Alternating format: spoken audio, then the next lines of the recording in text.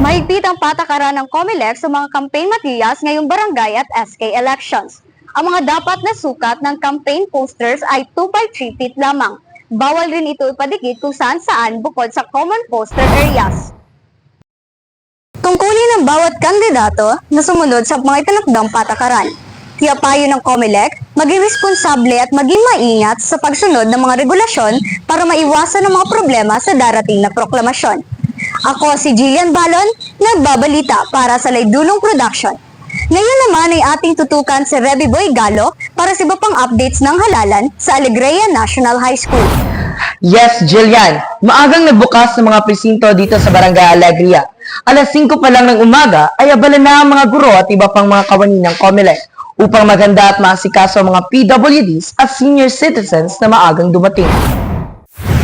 Alas 7 ng umaga ang tinakdang opisyal na pagbubukas ng mga polling stations. Maagang nagsiratingan ang mga gustong makaiwas sa dagsa ng tao dahil sa umiiral na patakarang walang priority number, una sa pila, una bumoto. Dala lang po sa mga papunta pa lang sa mga presinto nila para bumoto. Mangyari po lamang na huwag niyong kalimutang magdala ng ballpen. And also yung tubig ninyo, no? Kasi napakainit po ng panahon. And mangyari kung hindi nyo mahanap ang inyong mga pangalan, magpatulong po tayo sa ating help desk para at least mai-guide kayo kung saan kayo patungo. And huwag nyo kalimutan na pinaka-importante sa araw na ito ang piliin po ninyo kung sino yung nasa puso ninyo. Maraming salamat po. Mayroon namang itinalagang 2 linya para sa lahat, ang pangkaraniwan at express lane. Ang pangkaraniwang linya ay para sa mga taong walang sakit, kapansanan at manusog ang katawan, habang ang express lane ay para sa mga taong may kapansanan o PWDs at mga senior citizens na hindi kayang pumila sa pangkaraniwang linya. Kanang muanhimig sayo ang mga senior citizen kay delikado ang init para bauna mi. Ikaduha pod, ang senior citizen ginauna og pabutan.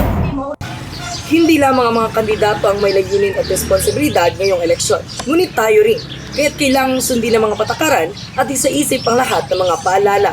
Kasama si Alea Mandalo at Jillian Balon sa likod ng kamera.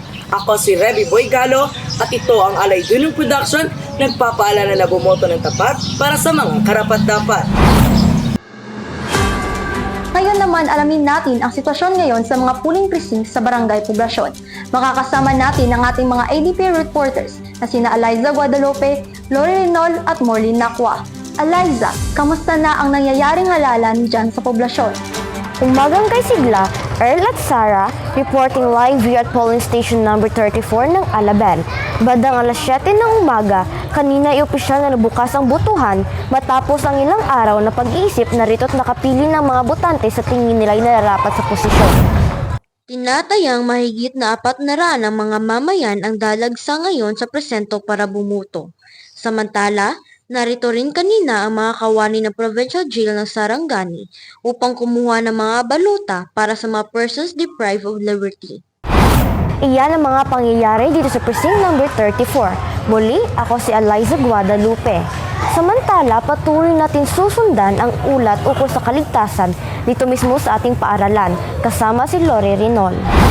Sa dami ng inaasahang dadalong botantes, siniguro ng munisipyo ang kaligtasan ng mamamayan, kung saan aktibong nakabantay ang help desk para sa mga ngailangan ng assistance. Sa kabilang bantay, sarado at alerto ang mga pulis at ambulance para sa kalusugan at seguridad.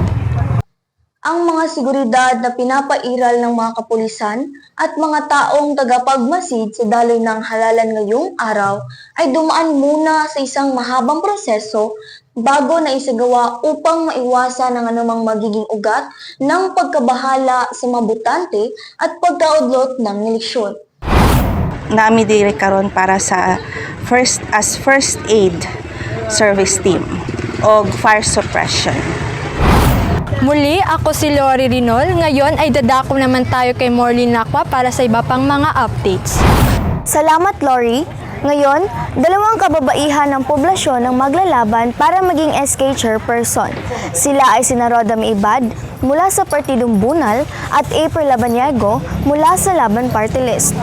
Ang bawat partido na kanilang pinangungunahan ay binubuo ng 7 SK kagawad.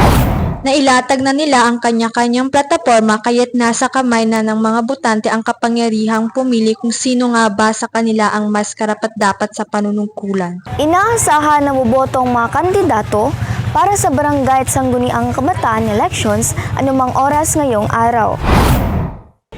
Live dito sa polling precinct number 30 sa Alabel, ako po si Morley May Nakwa, kasama sina Cherish Lipango, Char Dalapduhan, Jasmine Abendan, Jaden Arnaiz, Casey Vivar at Divine Carpintero sa likod ng kamera.